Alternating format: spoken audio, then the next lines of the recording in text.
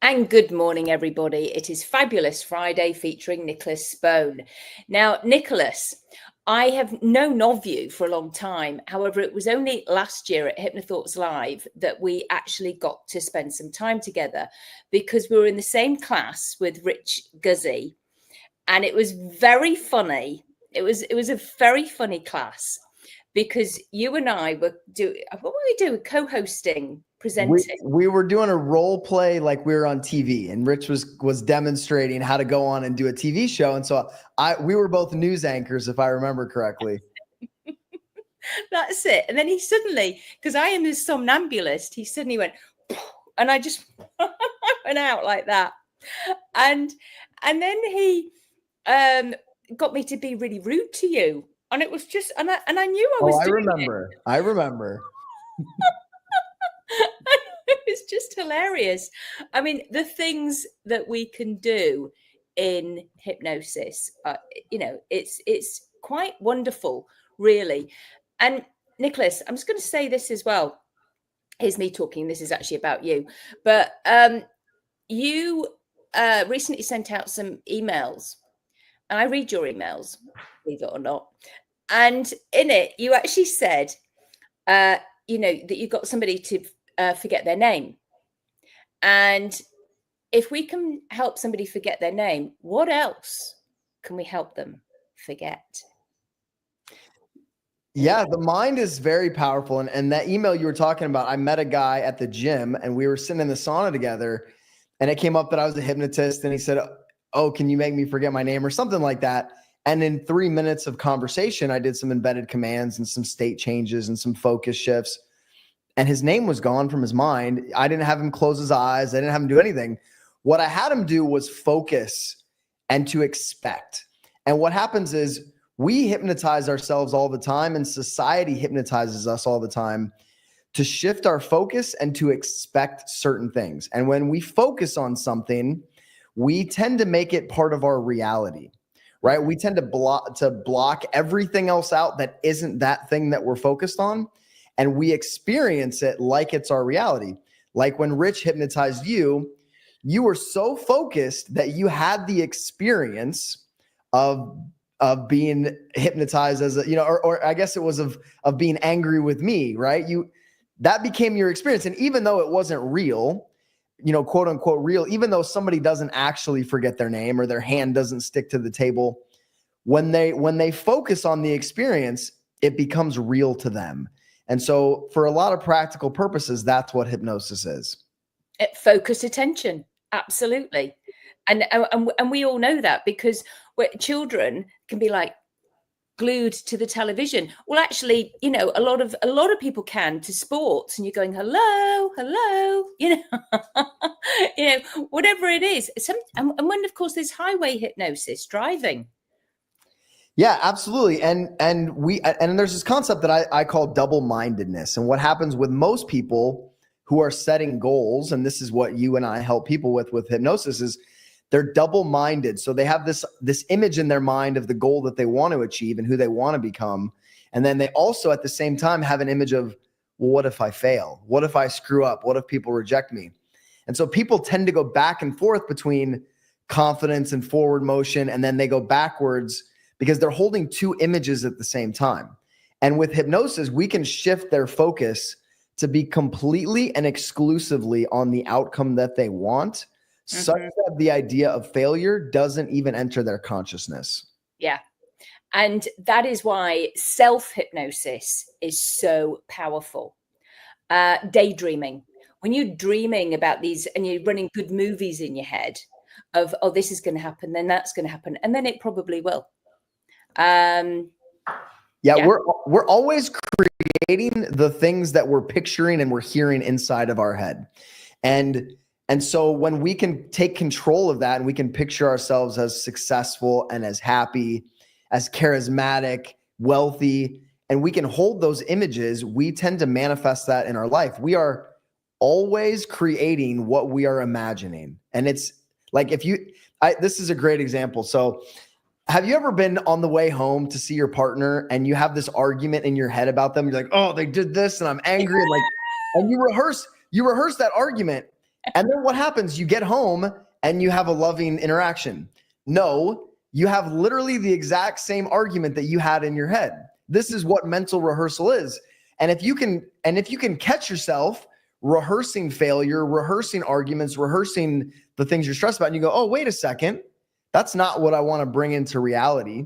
And you can shift your focus through self-hypnosis and mental rehearsal and vivid imagination and really extreme focus. Then you get home and you have a loving interaction with your partner. Then you get on stage and you crush it and you feel charismatic and confident. And so or you get on a sales call and you're relaxed and you make the sale versus feeling stressed and worried. And so we're always just creating that which we're focused on. And that's really just what hypnosis is. Yeah, I couldn't agree more.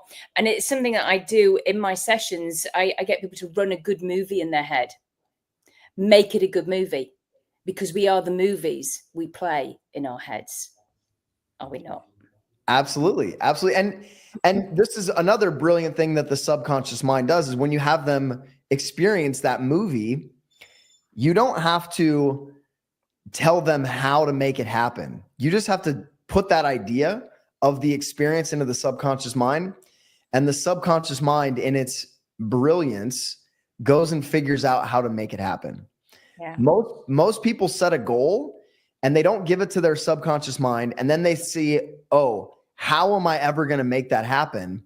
And they get stuck in what I call the tyranny of how, because we don't know how yet, right? Like that's the whole point of making a big goal, is we don't see all the steps, but we live in the imagination of that dream, of that goal being manifest. And then our subconscious mind guides us through impulses and urges and intuition to get that end state. So all we have to do is what you're doing with your clients, is get them to imagine and make movies and see themselves having created the thing that they want to create.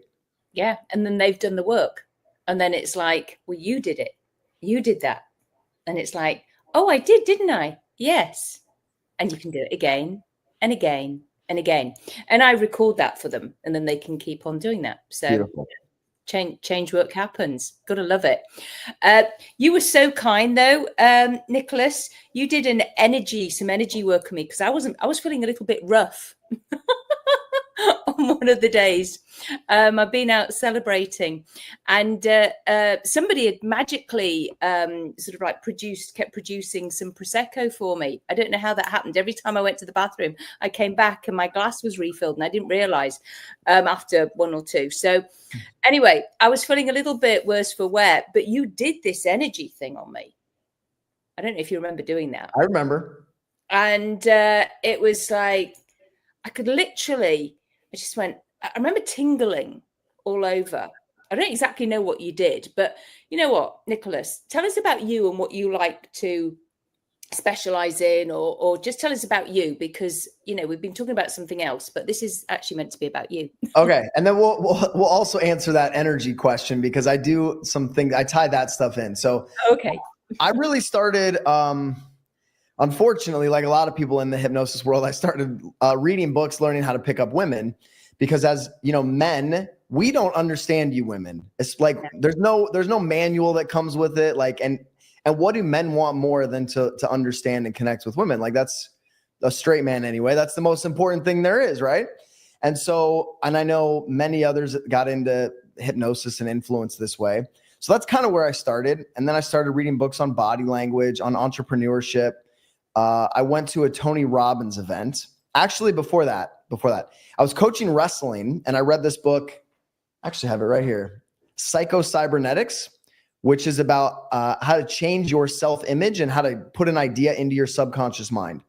And so I was coaching wrestling at the time, kind of part-time, but I was having my wrestlers do guided visualization.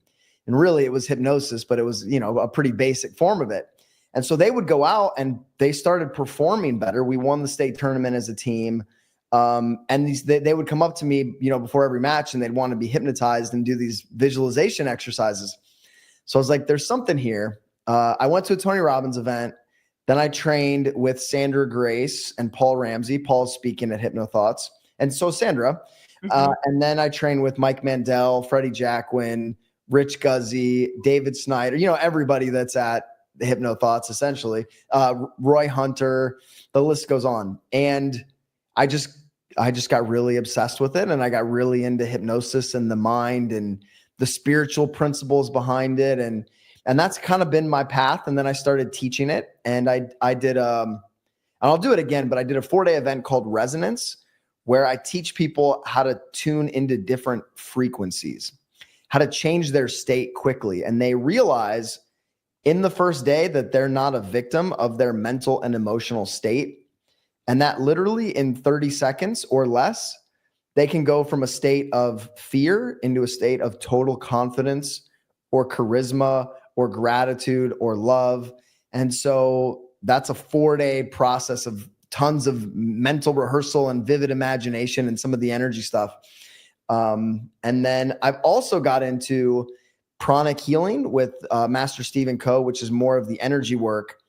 And what he does with, he does a lot of like hands-on energy healing. Mm-hmm. What he does with the hands, I use my mouth and hypnosis for, right? Like I'm using language instead of my hands as much. And that's what I did with you as a process to move energy through your system in a way that cleared out some of that hungover energy. And it's, and with hypnosis, and when you combine the two, the energy stuff and the hypnosis, I mean, you can get rid of headaches. I had a few clients that either had COVID or had hangover, had a side effects from the COVID shot, that with hypnosis cleared all of the symptoms for both of those.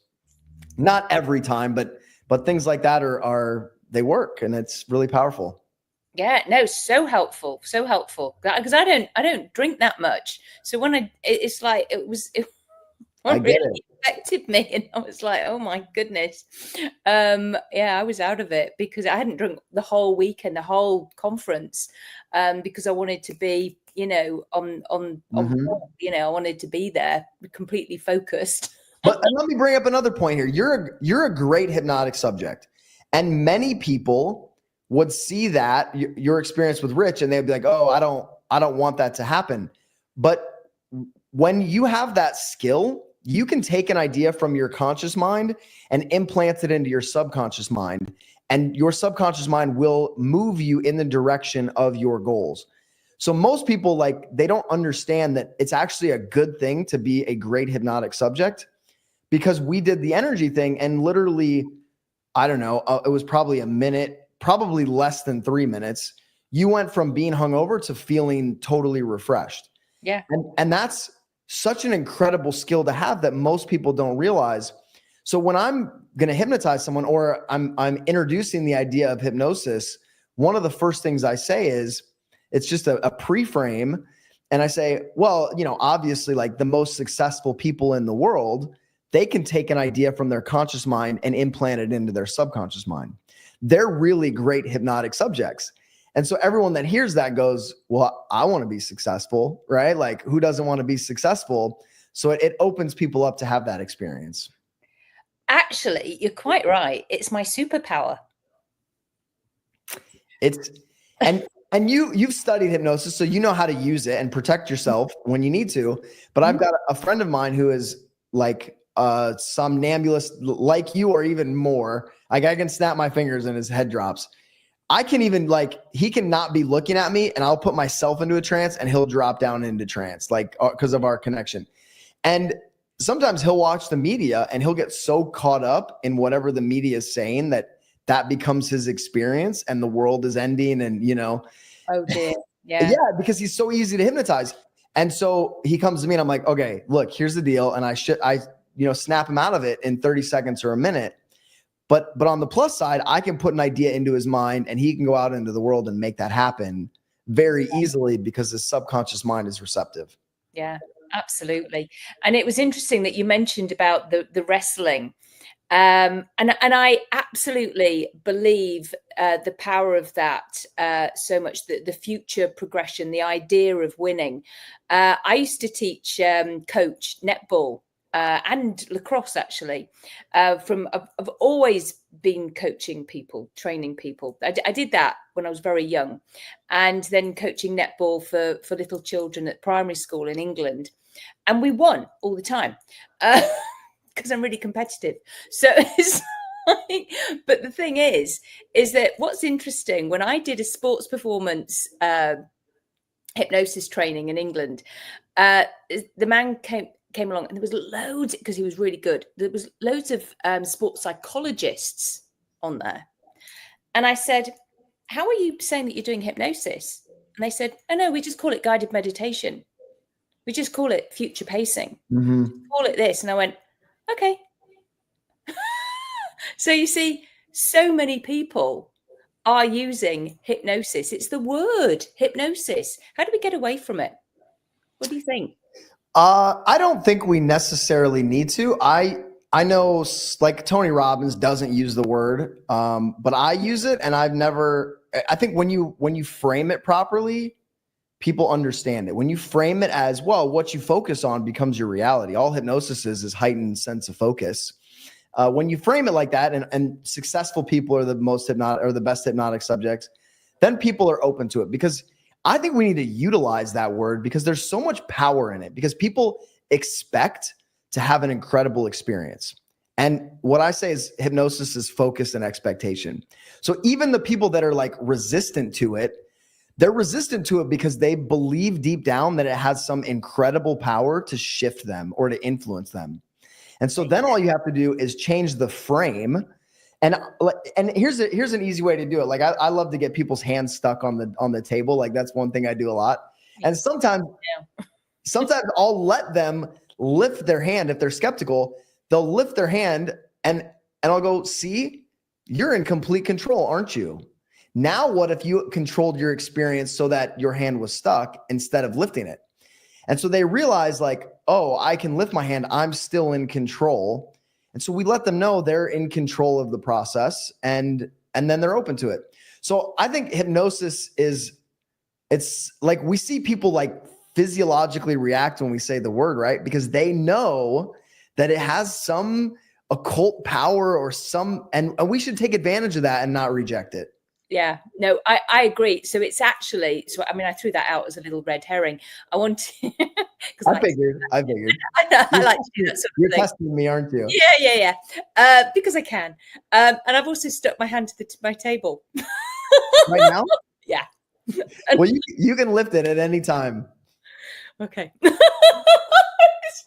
what I'm laughing. I literally, honestly, it's like crazy. I'm like, yeah, I'm surprised I can move at all. That's funny. I know. I know. In my we were talking about that before. I said I look like Minnie Mouse. It took me years to be able to have that experience. And then a couple of weeks ago, I was doing a business workshop with a few of my clients, and I was doing the hand stuck on the table thing, and don't do it yet. Don't do it. And I was doing the whole thing to them, and my hand was more stuck than it had ever been. And I remember like having this out of body experience, and like, I didn't want to lift my hand. It felt so cool. Like, it felt really good. And I remember initially when I was learning hypnosis, I was like, I don't know if this works. This doesn't work on me. But then I let myself have that experience. And so hypnosis is a state of allowing, right?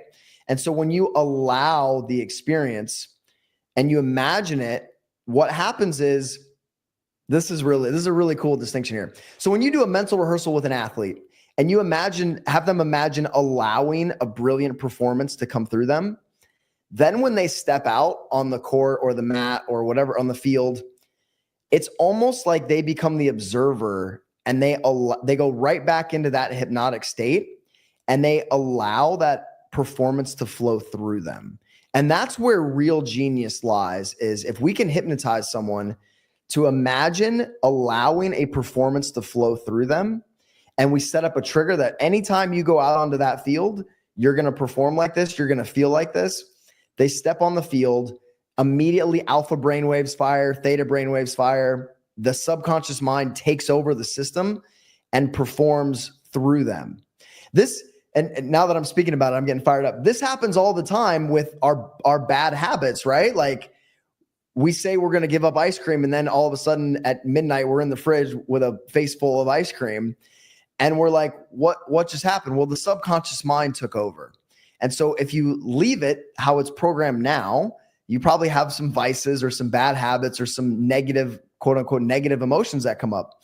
But when you retrain it into that state of brilliance or self-love, charisma, and then you allow that experience to flow through you and you just become the observer of it, that's where you get this, like, I don't know. Have you experienced this? Do you know what I'm talking about?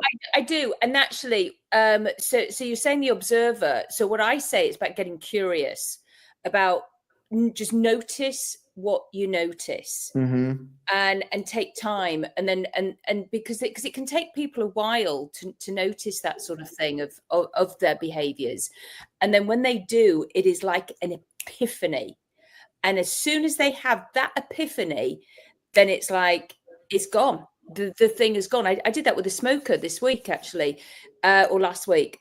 She literally, I was doing some of my emotional intelligence stuff, and I always use metaphors, and I had a little story. Mm-hmm. And she just went, I get it. And she just she started crying.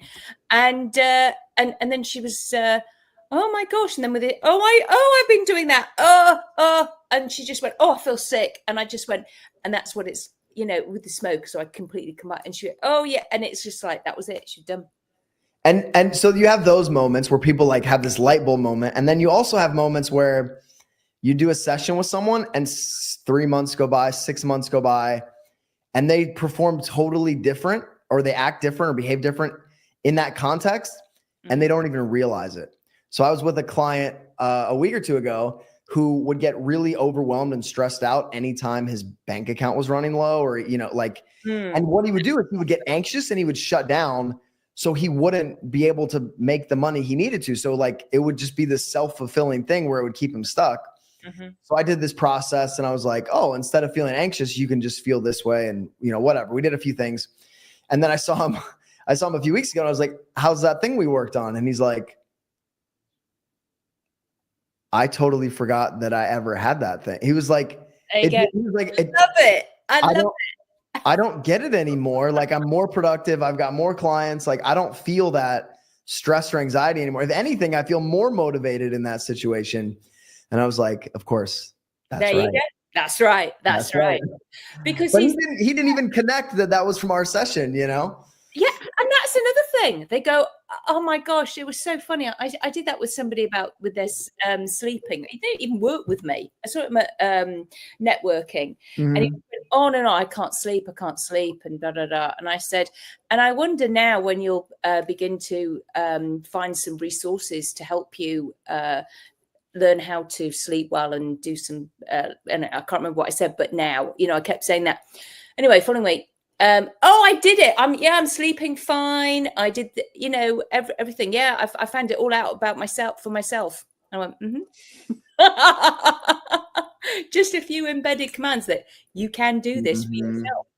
And he said, oh, I just found this app, or I just found this other thing, or I just stopped looking at scrolling at nighttime, or whatever it was. It was like, yeah. That's the power of, and what we do with embedded commands and with presuppositions and all the hypnotic languages, we're really just shifting their focus and expectation. I mean, we have very complex ways to do it, which are kind of fun to learn all these difficult ways. But a lot of times it's just like, hey, imagine what it would be like if this, like, what would you see, hear, feel, and let that become your reality. I mean, sometimes it doesn't have to be, especially with someone like you, who's a great subject. Sometimes it doesn't have to be more complex than that, I know. I use my imagination all the time. Me too. And I do. And I love to play, which is, of course, that's why I do what I do. There's a lot of laughter in my sessions. And so I know I do. I love it. I love what we get to do, Nicholas. Yes. So what's next for you? Well, I run a group called Ministry of the Mind, and we do weekly hypnosis sessions and calls on all different kinds of things. We have a bunch of different programs around some of the things we've been talking about. I've got Freddie Jacquin helps me in some of those programs. I'll give a couple resources. One is the Performance Protocol, which is my trademark protocol on mental rehearsal. And so that teaches people through this, I think 7 or 8 steps on how to master the art of mental rehearsal. And Brilliant. so that's to overcome performance anxiety and to perform like a genius. So they can have access to that. And then I'm working right now on all of my members have been pushing me to do this program on abundance. And so I got this, it's not quite ready yet, but it's a 6-week program that brings up and overcomes every limiting belief on money, like all the money blocks. We create a new money identity. I teach about the frequency of money. We have a whole week on boundaries because boundaries are so important for finances. And so it's all these processes for an abundant mind. And one of the hypnosis sessions I did a couple of weeks ago, just experimenting, was I called it counting cash. And so I had the group was on the call, and I had them imagine pulling out bills and just counting $100 bills or whatever their currency was in their country, and then stacks of silver and gold and getting checks. And immediately after that, I had 3 people in the group that had manifested money from unexpected resources. I had 3 of my tenants that usually pay with checks because I have rental properties. They were all like, hey, we only have cash this week. So they gave me I had a few $1,000s in cash that I didn't normally have. Someone on the call last week listened to the replay of that and got a $1,600 deposit back she didn't expect.